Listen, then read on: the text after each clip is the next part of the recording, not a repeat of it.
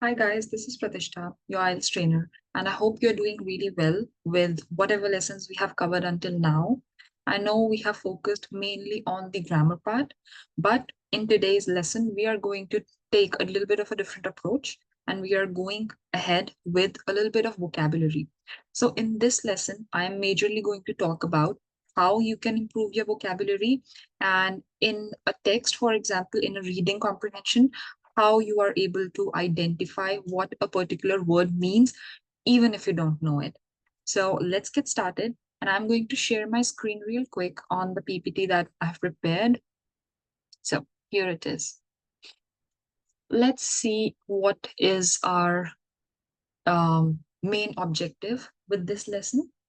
So in this lesson, we will majorly focus on expanding your vocabulary with some common words and phrases, because it is essential that if you're communicating, you have an idea of what are those common words, what are those common phrases that are required.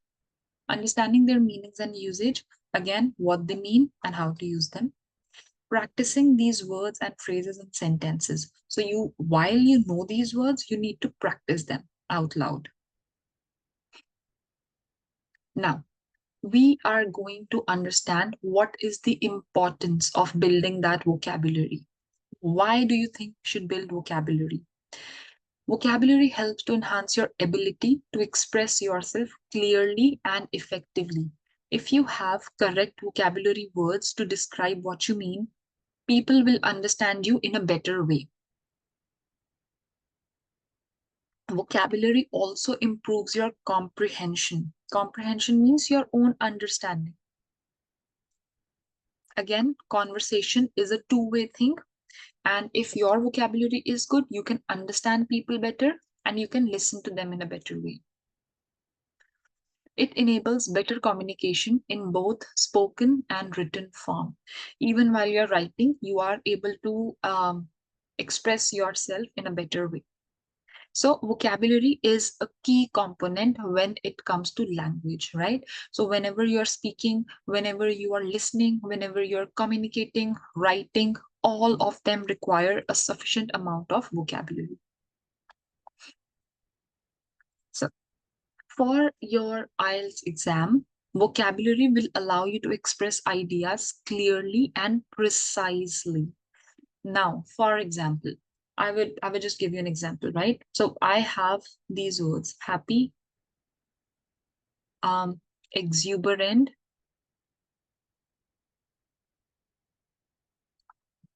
and I don't know,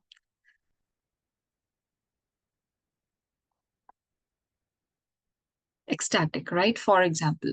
So happiness is like on a lower level of like it's like not extremely happy, but exuberant and ecstatic are when you have extreme emotions. So if I say I'm happy, it means I'm happy, right? It's like normally I'm happy. When I say I'm ecstatic, right, it means that I am extremely happy. So that is the power of vocabulary. You can use different vocabulary words, you can use synonyms, you can use antonyms to describe your feelings, right, which will talk about your emotions in a precise manner. Understanding a wide range of vocabulary helps in better comprehension during listening and reading sections and contributes to more complex and varied language use in the writing and speaking section. So in the listening and reading, you can understand these texts in a better way, and you're able to solve questions in better way. But in writing and speaking, where you are the speaker, right, the content is coming from you. Where the content is coming from you, you need to be able to express yourself, right? Does not matter if it's writing, does not matter if it's speaking.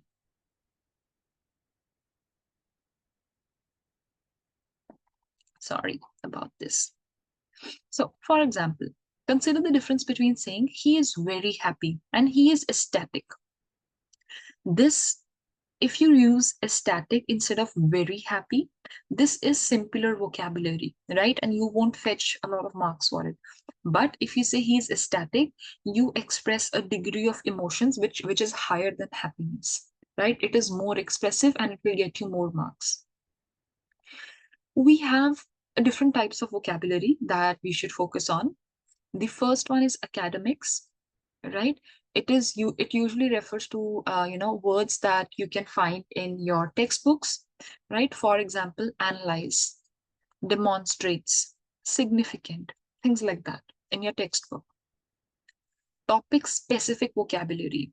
So in IELTS, you will get some umbrella topics, right? You will get topics on health, environment, education, technology, so on and so forth. These are umbrella topics. Under these umbrella topics, you are going to get your specific topics, I would say. So you need to be able to understand and remember a few vocabulary words according to each, I would say, umbrella topic, right? So, for example, sustainable comes under environment, curriculum comes under education, innovation comes under technology, healthcare comes under health, right? So, it's like different terminologies. Then you have collocations. So, common word pairings that sound natural to native speakers. So, for example, I am a native speaker. For example, if we see, we can find that African English is a little bit different than, I would say, American English. Or in India, we use Hinglish, which is Hindi plus English. That is specific to us. British English is different from American English because probably they, for example, British English, they say pavement. In American English, they say sidewalk. It is like used for pedestrian walking. Or for example, in British English, you say biscuits. In American English, you say cookies. In British English, you say um, chips. In American English, you say crisps. So again, there is that sort of colloquialism, right? Collocations. Then you have synonyms and antonyms. Knowing synonyms can help avoid repetition. So, for example, in a paragraph, you are writing an essay, you're writing a letter, whatever, you want to tell in multiple places that the person is really happy, right? So if you keep on repeating happy, happy, happy everywhere, the examiner will think that you probably don't really know, um, what to say. So we do not really have to use synonyms. And if we are using antonyms, we should always be able to use antonyms to be able to contrast with that particular word, right? So antonyms can help to contrast ideas, while synonyms can provide more variety. It avoids repetition. So let us understand how to use collocations. Collocations are combination of words that frequently go together and sound natural to a native speaker. Mastering collocation can make your English sound more fluent and help you score higher in both writing and speaking sections. For example, he makes a decision, it's the correct version, instead of he does a decision, right? Nobody says that he does a decision. He takes or makes a decision. Both are right.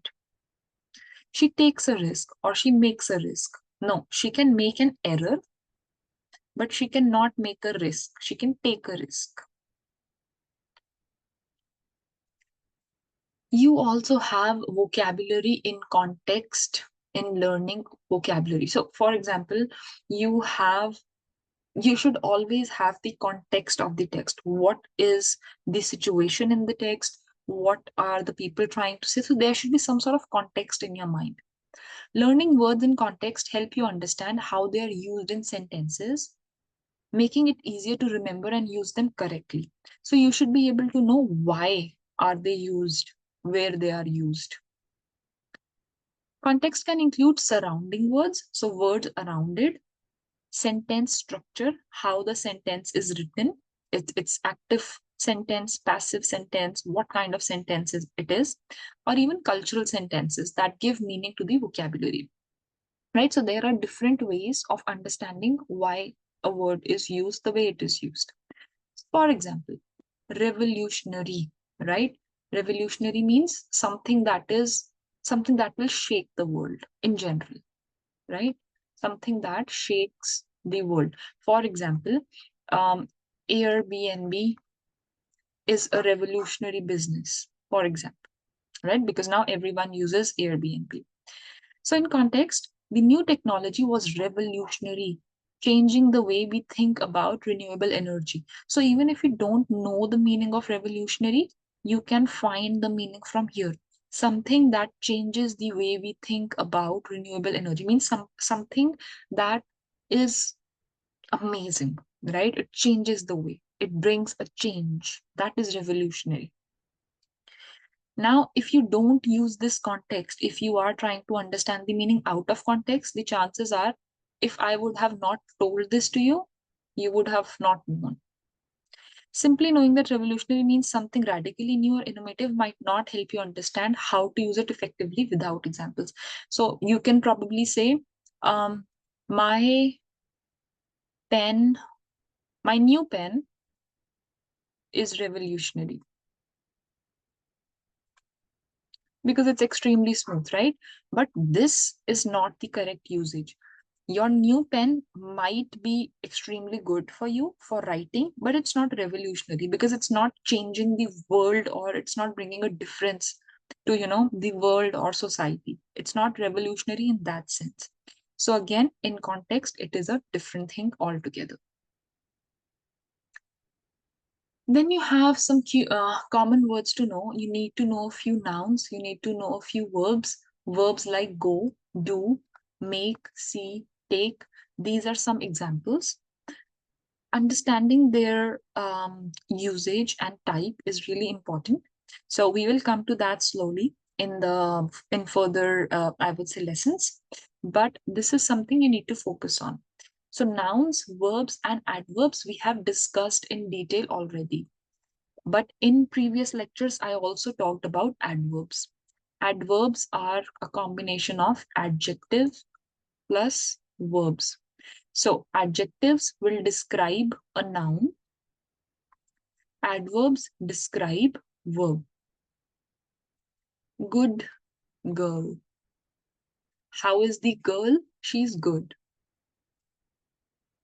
Speaks slowly. How does she speak? Slowly. This is a verb. This is a noun. So this becomes an adjective and this becomes an adverb, right? Now, you have some common phrases. There are a lot of greetings. Again, we have discussed all these greetings in the previous lessons as well. You can probably go back and refer to the previous lessons too, if you feel you are not still clear on greetings and how to use them. So some greetings are how are you, nice to meet you, good morning, etc. Good night, good evening, all of these things. Then you have expressions of politeness. You say please, thank you, excuse me, I'm sorry, etc. Then you have common questions. You can ask someone, what is your name? Can you help me? Where are you from? What time is it? What do you like to do? What do you not like to do? Again, there are plethora of questions.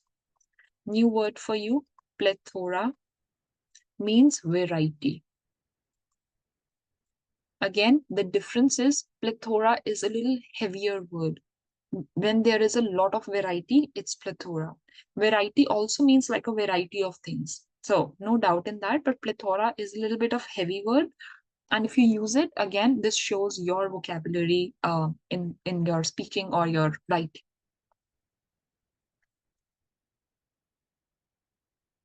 Now we have an activity which is, okay, so it's basically, it's not a match the following, it's rather the definition of the grammar concepts. Noun is a word that represents a person, place, thing, or idea. Verb is something that describes action or state. Adjective is something that will describe a noun. Adverb is something that describes a verb, adjective, or other adverb. Right? So I would suggest just focus on describing a verb. This will naturally come to you.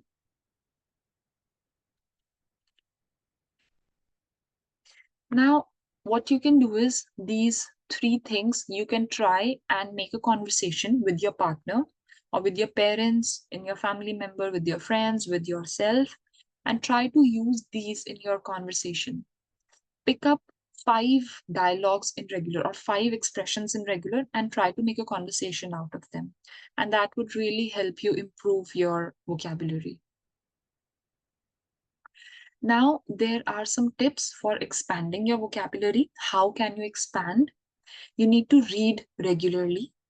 You need to keep a vocabulary journal. So I would suggest keeping a diary whenever, whatever you're doing. A small notepad would also suffice. Suffice, again, a new word for who you don't, for who, like for the people that, who don't know. Suffice means uh, enough. Like, if it's enough for you, right? It is satisfactory for you, basically. So you need to use a journal, right, or a small notepad that will help you, write down. So whenever you come across a new word, just write it down in that notebook and keep that small notebook specifically dedicated for your vocabulary. I mean, don't write anything else except for vocabulary there. So you can just write the word and a little bit of meaning in like in a simpler vocab. You can use flashcards. So online, there are a lot of resources who have flashcards. So you can probably use that and practice speaking. Of course, you need to practice. The more you will use these vocabulary words firsthand, the more you will understand. So try to listen and then try to imitate, try to copy the other person.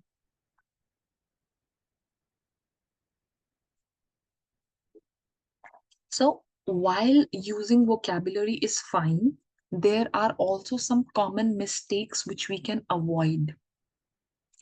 Overusing complex words.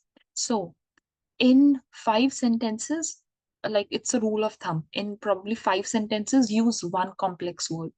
Or maybe in 3 sentences, use one complex word, but not more, right? Because the chances are that the more complex words you're using, probably you're not using it correctly. It is a possibility. Also, if you use complex words at all time, your writing or your speaking will look extremely unnatural because we don't really use a lot of complex word in general day-to-day speaking. Yes, there are people, for example, I also say the word suffice or plethora or something like that, but it is just once or twice in the whole video, right? So I'm using like, I don't know, 500 to 1,000 sentences at least. And in those 1,000 sentences, I have used these words probably like 2 or 3 times, right? So that is the thing. You use these complex words, that is good. Expand your vocabulary, but do not overdo it. It would have rather a negative impact. Ignoring collocations. So do not use incorrect word pairings, do not use incorrect things. What you can do is, even if you are using a new word, you can probably try to explain the meaning in simpler terms. Forgetting word forms. Using the wrong form of a word, for example, noun instead of adjective, can lead to grammatical errors. So make sure when it is the need of a noun, you're using a noun. When there is a need of a verb, you're using a verb, so on and so forth. So, for example, an example has also been given. He has an enormous of knowledge. Enormous means big, huge. Big is big, but enormous has more depth to it. Again, that is the power of synonyms, right? Enormous means extremely huge, extremely big. So he had an enormous amount of knowledge. Enormous is an adjective. Amount is the noun, right? So that is why enormous is describing a noun. It's an adjective. Again, focusing on pronunciation is extremely important because whatever phrases you're using, it's important that you keep on practicing as much as possible. Pay attention to words, like how much you stress on a particular word. Pay attention to intonations. Now, by this time, I think in every video I've been repeating what is intonation, what is word stress, what is the rhythm of the language, right? What is the rhythm of your sentence? What is the rhythm of your pronunciations? How you speak, not speaking too fast, but not speaking too slow either. That is your intonation. Use new vocabulary in sentences to enhance retention.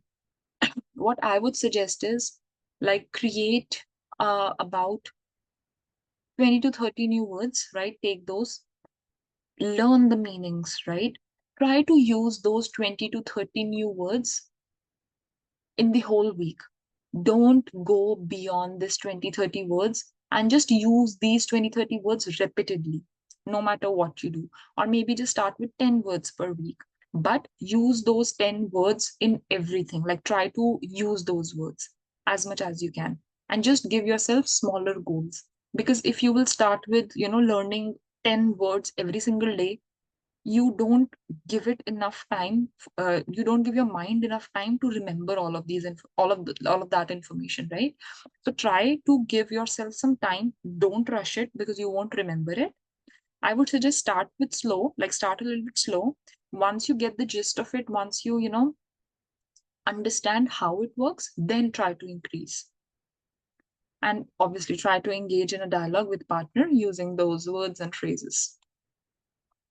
So, what we did today was we understood the importance of building vocabulary. I hope now you know how important is vocabulary, common words and phrases, and strategies for expanding vocabulary. I also told you some errors you can avoid, right? So, errors as well. I would suggest write 10 sentences using new words and phrases from today's lesson. Probably you can use words like revolution, plethora, static, so on and so forth. Practice saying the sentences aloud to improve pronunciation and fluency, and then read a short article and highlight any new vocabulary words you encounter, right? So, read articles, read a lot of books, read a lot of stuff, and highlight, try to highlight it as much as possible. And I hope you were able to understand everything that I said, and I hope you will be able to put all of this into practice. So, with that being said, I hope that you are able to retain everything and be able to put everything into practice. So I will see you next time in the next lecture with something new that will really help you build your communication skills. Thank you so much.